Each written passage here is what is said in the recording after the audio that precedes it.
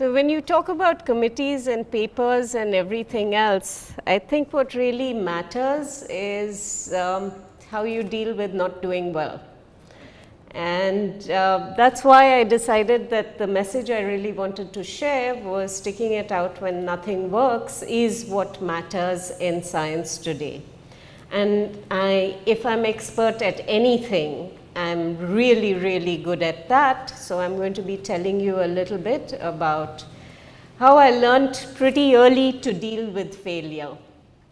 So when I was about 6 years old, my parents went to the UK and left us with my grandparents. And to people who have been familiar with structures in India, if you live in a city and the rest of your family is in the villages, everybody comes to stay with you to get an education, to come for health care, for a number of other things.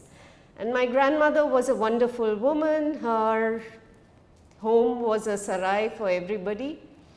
So that resulted in the few children who were around with her getting reasonably neglected. So by the time my parents got back from the UK, even though they had left us in a pretty good school, we had not been to school most of the time. We no longer spoke English. We were little hooligans that ran around all over the place. So from that environment, my parents took us back to Bihar, where we were going to live at the time. I went to school and promptly failed in 7 out of 10 subjects. This is when my mother decided that her children needed to be taken in hand, sat us down, and we began work. That's been the story of my life. My father was in the railways. So the stars that you see here are all the places I lived by the time I was 18 years old. I went to 10 schools in 12 years. So every time we moved to a new place, everybody else in the school had done something else. So I needed to play catch up. So summers, I remember the summer of contour maps. I remember the summer of calculus, but that's how I spent my life. And it was wonderful. Then I came to Vellore to join medical college here. As many people have pointed out, in that day and age, didn't matter what you were good at, your choices, if you wanted to do science, were largely engineering or medicine. And for me, I had an uncle who had gone to Vellore and would visit us for the summer holidays and would tell me about the wonderful life he had in Vellore. Going out with his friends on picnics, and you heard a little bit about anatomy, physiology, etc. But mostly you heard about what fun the student community had. So that led to, I had the option of other medical colleges, but the fact that Vellore was very far away from where my parents were going to be, and I had heard all these wonderful stories about what you could do in Vellore, pretty much made up my mind for me. And it was so wonderful, I stuck around there for another 35 years.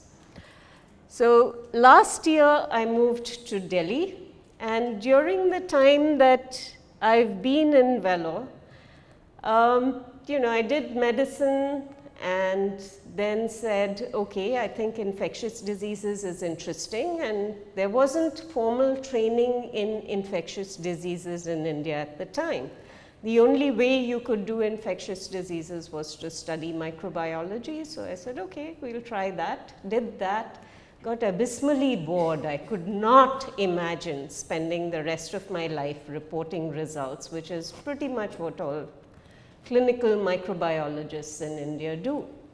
So then I had the option of going to a department of neurological sciences and going to a department of gastrointestinal sciences, which were integrated departments in Vellore, where you could work with clinicians, work with people who were in the laboratory, and build a research program.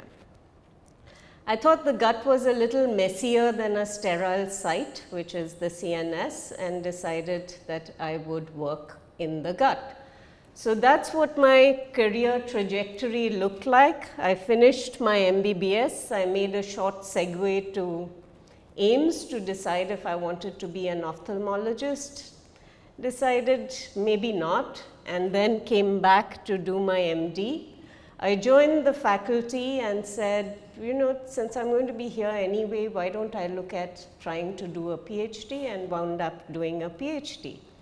And the PhD wound up being the best lesson I ever had in my life, because I had somebody who was an outstanding researcher, but probably not the best boss. So I spent 7 years doing a PhD and struggling. I changed my topic, I think, 6 times because nothing worked. But I finally managed to finish and stayed on the faculty. Now, what did I work on during my PhD? I worked on diarrhea. Now, I believe that, you know, if you don't have a healthy gut, you essentially are miserable for everything that happens to you in life and everything else. Recently, of course, I was hearing at breakfast today that the microbiome decides everything. So, you know, we started early in that area. So if you look at why diarrhea is important to study, it is a health problem worldwide clearly, but it's also a particular problem in India. And for children who live in India, it can be not just a cause of morbidity, but also a cause of mortality. So initially, when I started out in Vellore, most of what I did was to study outbreaks. I actually, because this was a research laboratory, and the model for research was you had to work with animal models, right? So we had mice, rats, rabbits, primates, models of infectious diseases, trying to understand the pathogenesis of disease using a variety of methods. And I did that for about 8 years, and then said, you know, I can see that this really isn't going very far. So decided to look out for fellowships, and I found a fellowship that took me to the UK for about a year. And then I went to the Baylor College of Medicine to work with this wonderful woman.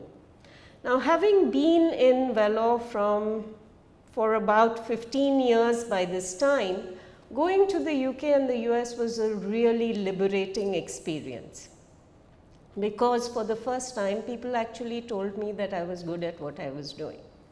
This is a problem that we have in India. Some people call it the crab mentality. If somebody, you know, you don't need to put a cover on a pail of Indian crabs, because if one is climbing out, the others will pull that one down. So this is something that we are all familiar with in India. Nobody ever tells you that you are doing a good job. Nobody ever tells you that you have potential to do better. And the one thing that I learned from my experience in the UK and the US was that I was good at what I was doing, that I could think, that I could read, that I could question. And these were not things that I had really been familiar with. So at the end of my postdoc, my advisor wanted me to stay longer, but this is where you have to make that choice. Are you coming back to India? Do you want to stay where you are? What are the reasons why you want to come back? And I think the fact that I had understood that I could perform like other people did actually made me free to make a choice. And I thought about it and said, what I do in the US will be what 100, 1,000 other people can do. If I go back to India, equipped with what I now know, I think I will be the only one who is going to do this. And I made the decision and came back to Vellore. Now, what was I going to work on? I had decided that the topic that we were going to work on was the correlate of protection against rotavirus gastroenteritis. And that map has red dots, where one dot is 100 deaths. And if you look, it's a map of the world, and India is covered in red dots. Much worse than Africa, because we are the country that leads in rotavirus diarrheal deaths. At that time, there wasn't a vaccine available for rotavirus, but I thought if we could come up with a correlate of protection for rotavirus gastroenteritis, we could probably design a vaccine. The lab that I had worked in had discovered NSP4, the viral enterotoxin, and I'd done a lot of work on the pathogenesis of NSP4, and it seemed implicated in rotavirus gastroenteritis. We had a hypothesis that antibodies to NSP4 would correlate with protection against disease. So while I was still in the US, I wrote a grant and came back to Vellore, and I was very fortunate that I got a very generous grant from the Wellcome Trust to investigate the correlates of protection against rotavirus gastroenteritis. Now, to do that, we set up a birth cohort study. And the birth cohort study was essentially to recruit pregnant women in the community, follow them up, visit twice a week, collect stool once in 2 weeks, investigate every diarrhea in the child, the family, make sure that we collected sera with every infection that the child had, characterize the strains, then take the strains, make recombinant antigens, use those to try and measure the immune response to rotavirus, and then look at all of this along with clinical information on disease and severity. And to do this, we built up this cohort in a community here. These are the houses of each of the children. It was a spatially mapped database.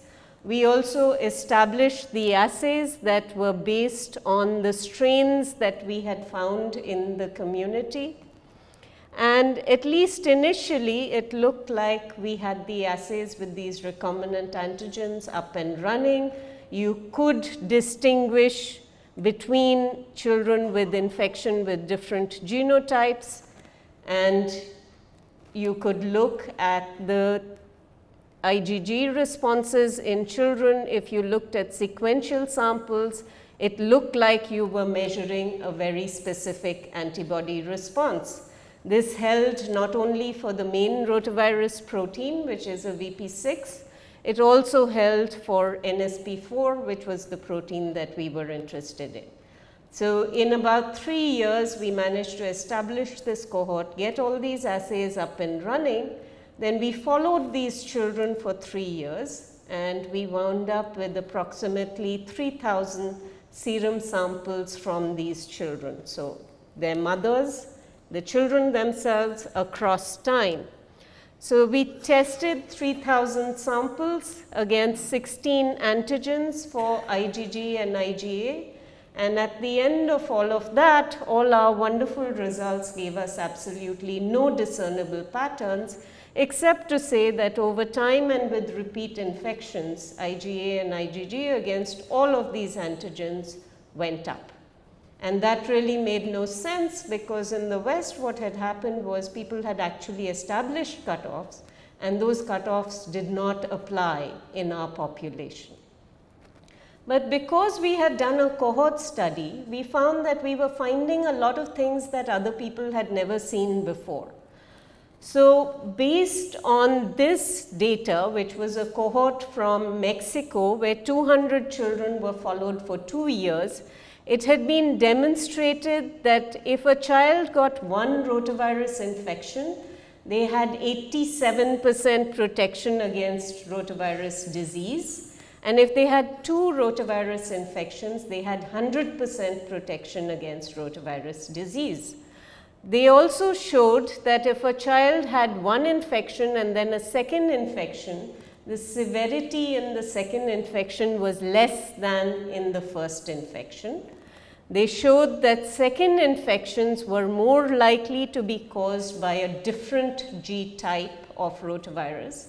And based on these 3 findings, rotavirus vaccines were being developed. So our findings were a little bit different. Okay, wonderful. The one result I want to show you is obscured by the circle because it's moved a bit. But essentially, we found that instead of 87 and 100% protection with 1 or 2 infections, we had 18 and 57% protection.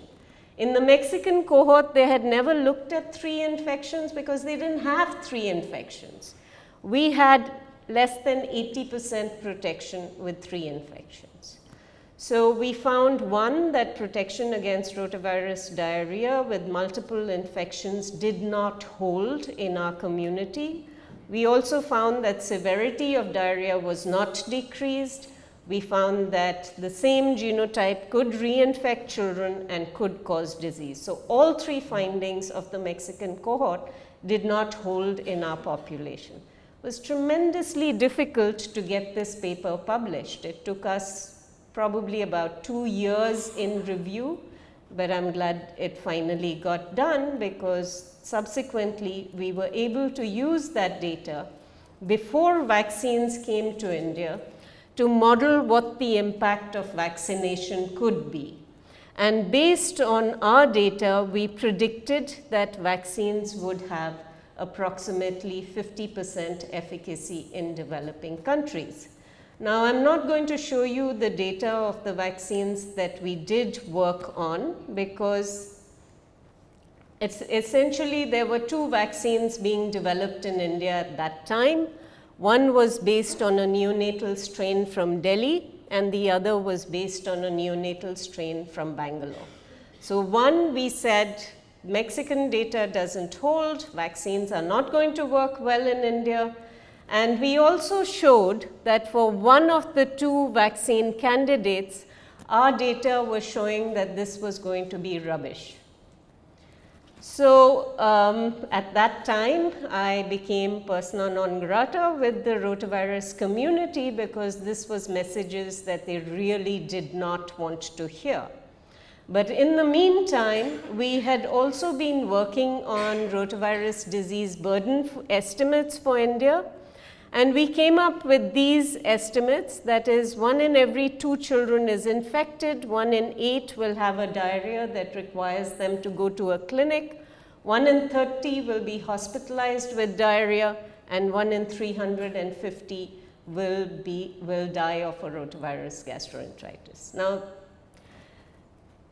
not only were we working on building this evidence, we also got invited to work on one of the vaccine trials, and in the phase 3 trial, lo and behold, the vaccine had an efficacy of 55%. We had predicted 50%, it came out at 55%. So at this stage, when I had developed this and we managed to work on the vaccine, I was invited back into the fold of rotavirus researchers in India and elsewhere, and since then it's been pretty rewarding. So because the cohort had involved so much effort and had gotten us, we never found that correlate. I said maybe a different way of doing things is to do interventions instead of doing observational studies. So at least with an intervention, you control what is going on, and then you will be able to characterize the patients better and figure out what the mechanisms are.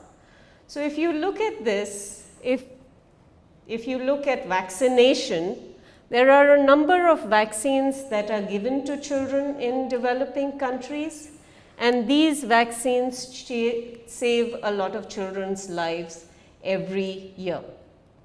But there are some vaccines that don't work very well, and if you look at the vaccines that don't work well, rotavirus is one of them. But within this description of the performance of rotavirus vaccines is hidden this fact. Rotavirus vaccines actually work very well in middle and high income countries, but they work very poorly in low-income countries. Now, this was something that we had shown, and people began to think about what differences in populations and environments could contribute to these poor responses to oral vaccines. And that's clearly multifactorial. It has to do with the mother, it has to do with the child and the environment. And one way of looking at it is to divide it up into factors at or after birth, or factors at the time of immunization. So we looked at, among all of these factors, what are possible practical interventions. You could look at nutritional status, supplement with micronutrients. You could try withholding breastfeeding because maternal antibodies could make a difference. You could change immunization strategy. You could change the vaccines. You could treat infections and try and influence enteropathy. You could try and modify the intestinal microbiota. So what I'm going to show you now is very quickly data from 3 interventional studies with rotavirus vaccines and 1 with polio. So the first study we tried dealt with breastfeeding. And we said if you withhold breastfeeding in women, and therefore there is less antibody in the breast milk to interfere with the live viral vaccine that you're giving, maybe you will improve the immune response. So half the women were asked to withhold breastfeeding, half the women were encouraged to breastfeed at the time of vaccination. And the results showed us that there was actually no difference. So withholding breastfeeding did not make any difference at all. If you looked at the data, the information that we had on IgA in breast milk did show that it influenced the take of vaccine in the child, but the intervention itself made no difference. So withholding breastfeeding didn't improve the immune response in children, and this is not a practical intervention. Then we said if we increase the number of doses, can that make a difference as well? So we compared 3 doses and 5 doses in children and found again that increasing the number of doses did not improve immune response. We had shown that in the previous study, the breastfeeding study as well, children who already had antibodies made a better antibody response when vaccine was given. We had a similar finding in this study where children who had pre-existing IgA also made a better antibody response. So both these studies have led us to our next question: could we consider a neonatal dose as one strategy to improve the immune response in children? In a third study, we looked at a different trial design, supplementation with zinc or with a probiotic, to see if we could improve response to rotavirus vaccines. And this is a factorial design, which means essentially you have 4 arms and you can actually study 2 interventions together if you want. And in this study, again, I've shown you 2 unsuccessful studies. This one was marginally successful, where if you gave probiotics and zinc together, you just about wound up improving immune response by 12% in these children. So moving from here to another study, we looked at whether concomitant infections could enhance immune response to oral polio vaccine. Why did I move to polio instead of rotavirus? Polio has a correlate of protection. Rotavirus does not. So I lived in hope that one day I would be able to figure out an intervention that would actually work and I'd be able to say what was going to happen in children.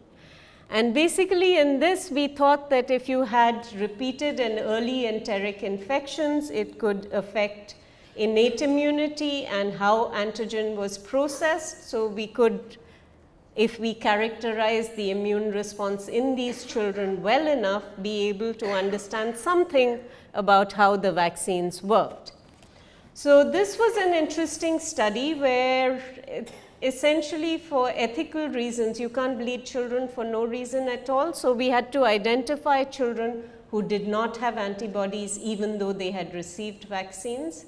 So that meant we had to screen about 9,000 children to get about 750 children who could be recruited into our trial. So we found 750 PV3 negative children, gave them antibiotics for 3 days, then gave them vaccine and looked at their responses. And in these children, we were able to measure a number of things in addition to the neutralizing antibodies. We looked at the microbiota, we tried to better characterize their T cells, and we tried to look at shedding in these children. So this was a reasonably extensive exercise because as it happened, the vaccine that we were using, MOPV3, was the last batch in the world. GSK told us they were never going to make the vaccine again. It had an expiry date 6 months from the date that we had gotten the permission to import the vaccine. So it meant essentially that we had to do the study in a hurry. So we did 9,500 blood draws and lots of work with a lab that worked like a factory and failed again. We essentially found that the treatment with antibiotics made absolutely no difference at all. Now, the antibiotic had actually worked. We looked at inflammatory markers and you couldn't make out the difference between responders and non-responders, but you could make out the difference between treated and untreated children. So the antibiotics had worked. We showed that pathogen testing had a lot more viruses in the children who did not respond versus the children who responded. And our microbiota studies showed that responders had a lower diversity at the time of vaccination. So if you put the results together, essentially children who had seroconverted after OPV were younger, had fewer enteroviruses, and had a less diverse microbiota. But we were able to put all of these data together to now predict at the time of immunization, if you look at the presence of enteroviruses, you can do ex vivo T cell phenotyping and response to poliovirus stimulation, and look at the cytokine profiles in plasma. You can predict with 80% accuracy what that child's response to poliovirus 3 is going to be. And this is something that people haven't done before. So to summarize, essentially what we've done is do a lot of clinical studies and vaccine trials, trying to learn from variation. Our belief is that if you can carefully phenotype populations, that gives you a clue to what mechanisms you should be looking for. And now we have the tools that are available. But essentially, if you can look at human populations, use the tools that are available today that weren't available 10 years ago, we believe that even in children where volumes are relatively small, it is possible to characterize populations, to look at subsets of children that will allow you to better understand the mechanisms of how children respond to infections. And the infections could be natural infections or artificially induced ones with vaccines. So all of this work has required an incredible number of people, and I've been very, very fortunate to have the kinds of people who have worked with me in my lab, in my field teams, and phenomenal collaborators who have helped us along the way. I haven't actually had a collaborator we've talked about credit. I've had an amazing number of people who have been willing to train my people and then give them all the credit for whatever has been done. And it's been an incredibly enriching experience for my laboratory.